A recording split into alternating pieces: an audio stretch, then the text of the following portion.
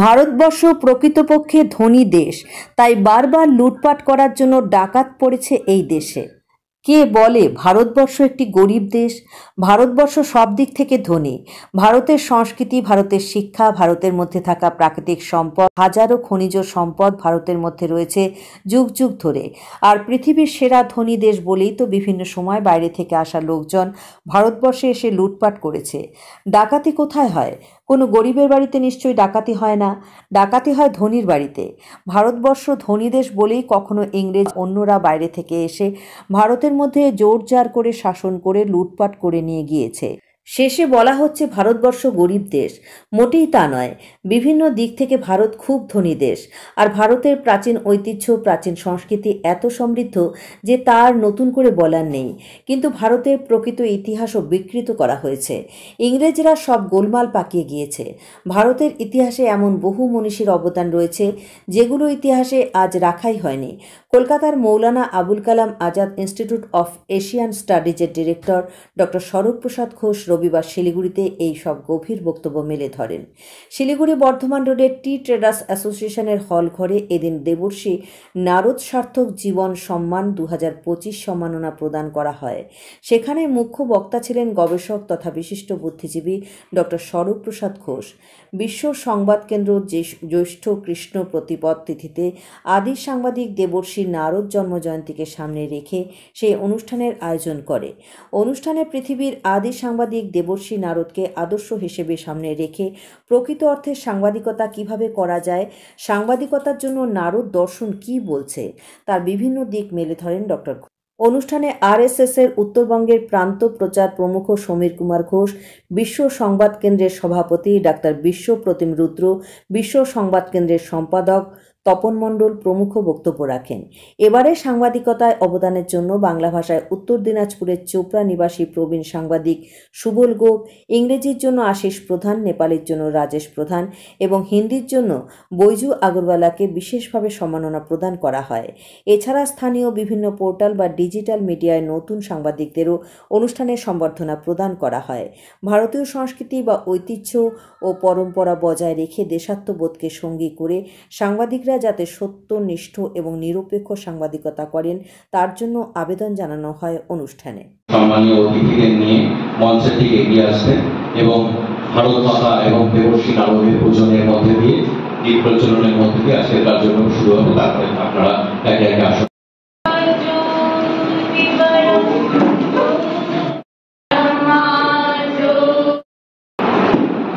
আদি সাংবাদিক দেবর্ষী নারদের জন্মজয়ন্তী আমরা প্রতি বছর জ্যৈষ্ঠ মাসের শুক্লপক্ষের প্রতিপদ তিথিতে পালন করে থাকি।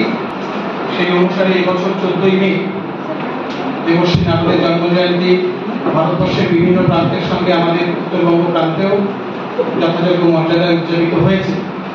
বিগত কয়েক বছর ধরে এই দেবর্ষী নারদের জন্মজয়ন্তীতে আমরা আদি সাংবাদিক এবং সাংবাদিক দেবর্ষী নারদ, তার যোগ্য উত্তরসূরি বর্তমান প্রজন্মের যারা সাংবাদিক বন্ধুরা আছেন তাদের সম্মান জ্ঞাপনের কার্যক্রম করে আসছি।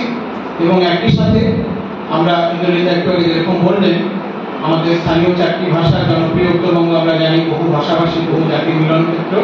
সেই উত্তরবঙ্গে বাংলা, হিন্দি, নেপালি এবং ইংরেজি এই 4 ভাষায় 4 জন বরিষ্ঠ সাংবাদিক সিনিয়র জার্নালিস্ট, তাদেরকে বিগত 3 বছর ধরে আমরা দেবর্ষী নারদ সার্থক জীবন সম্মান এরকম একটা সম্মানে তাদেরকে সম্মানিত করবার চেষ্টা করে আসছি।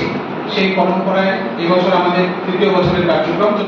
এই কার্যক্রমের শিরোনাম হচ্ছে সাংবাদিক সম্মান সমারোহ।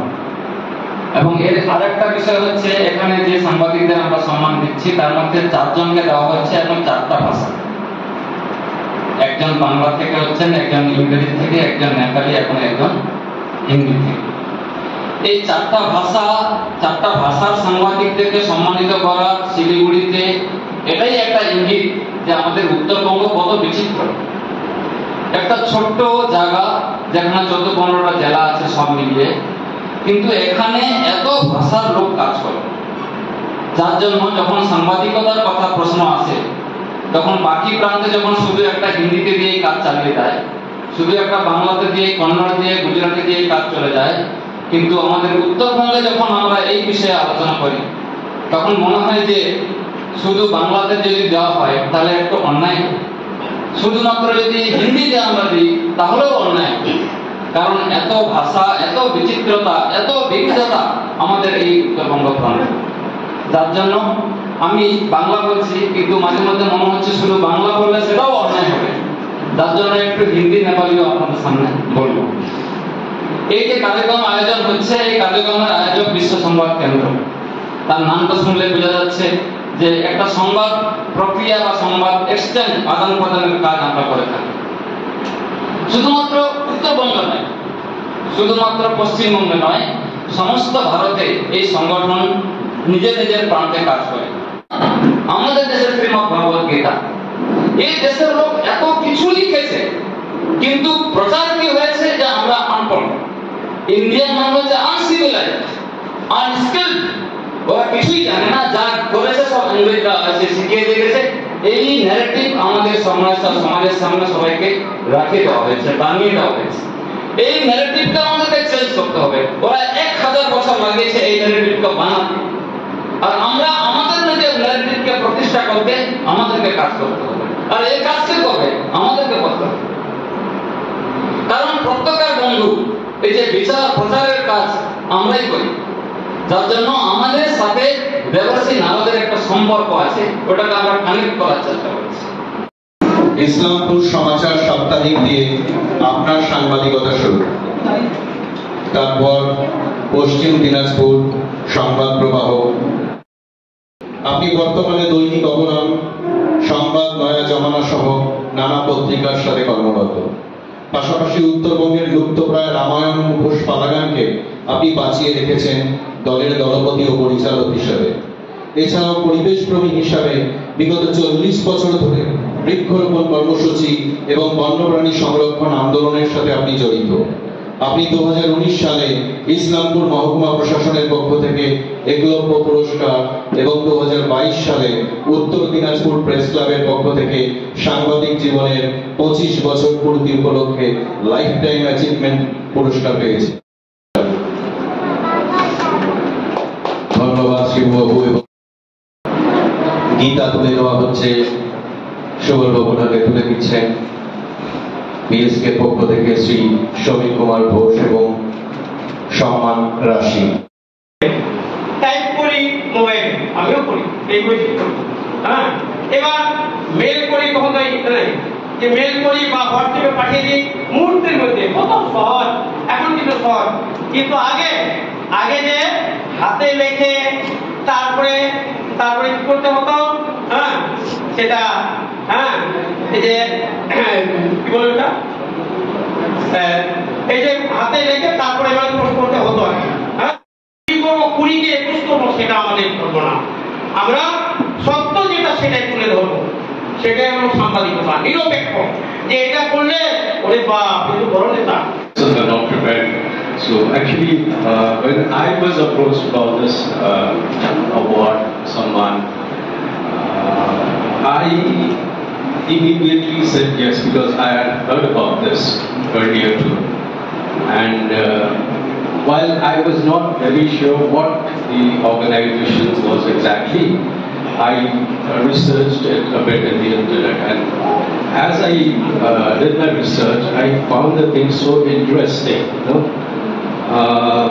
All the misconceptions, I would say, the conception or misconceptions about all these things, and as I delved deeper into it, I was impressed by the initiative taken by Vishwa Samad Kendra.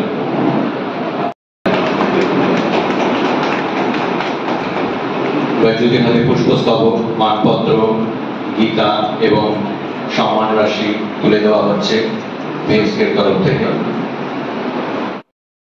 पत्रकारों के लिए पिछले 3-4 सालों से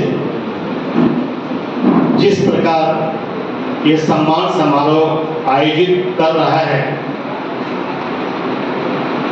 निश्चित रूप से आप लोग प्रशंसा के पात्र हैं। नारद जयंती को उपलक्ष्यमा सबै जनालाई हार्दिक अभिनंदन, वंदन झा।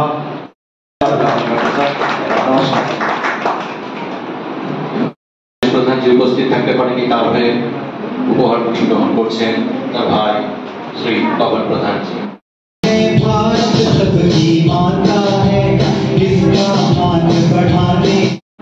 ব্রাহ্মণ ভারতবাসী, চন্ডাল ভারতবাসী আমার রক্ত আমার ভাই। এই জায়গায় দাঁড়িয়ে নারদীয় দর্শনে আপনার ক্রিটিক্যাল অ্যানালিসিস থাকছে। এবার এই ক্রিটিক্যাল অ্যানালিসিসটা কি? আপনি ক্রিটিক্যালি একটা বিষয় দেখবেন, খুব ভালো কথা, কিন্তু আপনার শ্রদ্ধা যদি না থাকে আর শুধু ক্রিটিক্যাল অ্যানালিসিস থাকে, তাহলে আপনি ঠিক জায়গায় ব্যালেন্স নিয়ে পৌঁছতে পারবেন। ঠাকুরদাকে বিচার করতে গেলে আপনাকে ঠাকুরদার সময় যেতে হবে।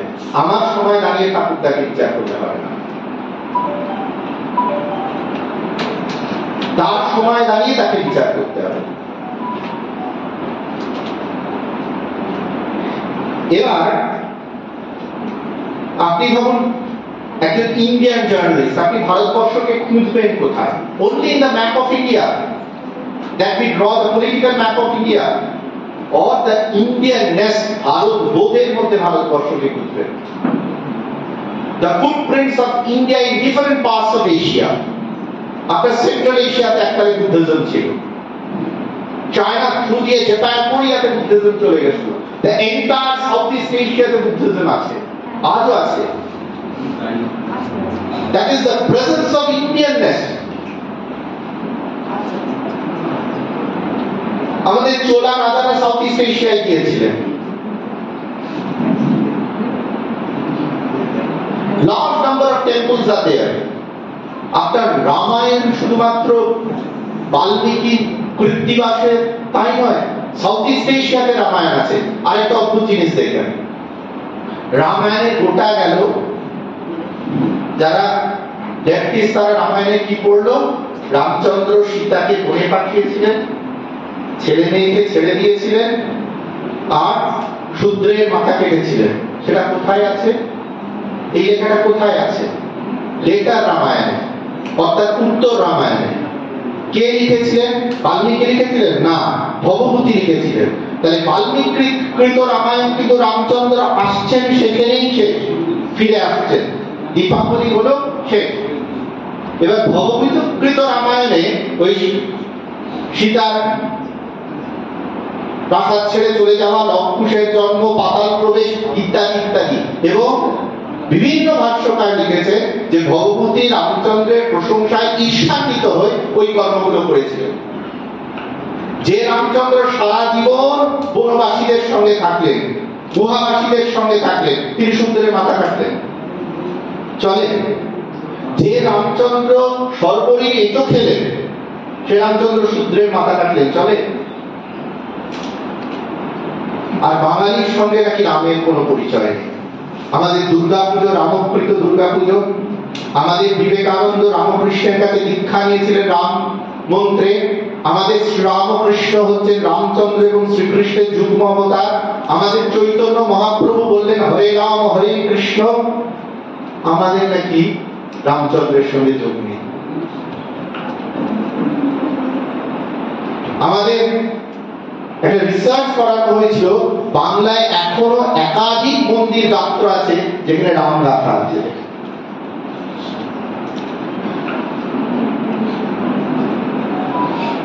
রামের সঙ্গে আমাদের অন্তরের যোগ, হৃদয়ের যোগ, আধ্যাত্মিকতার যোগ। তাই এই ডিফারেন্স গুলো তৈরি করা উত্তর ভারতের সঙ্গে আমাদের বঙ্গদেশের, এটার মধ্যে একটা ন্যারেটিভ আছে। যত আপনি উত্তর ভারতের থেকে ডিভাইডেড হবেন, তত আপনি বাংলাদেশের গর্বের দিকে যাবেন। Choice is years. More you create a distance with North India, more you go nearer to Bangladesh.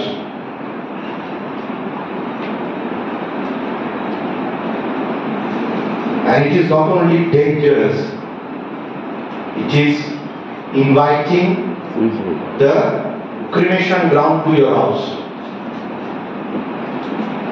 শ্মশানকে যদি আহ্বান জানাতে চান তাহলে ওই রাস্তাটা আছে। তাই আমরা ভারত আত্মার সঙ্গে যুক্ত ছিলাম, ভারতবর্ষের সঙ্গে যুক্ত ছিলাম, ভারতবর্ষের সঙ্গে যুক্ত থাকবো। সেখানে কোনো ইফ বার্সের জায়গাই নেই। There is no question of ifs buts. The identity is primarily Indian. এরপর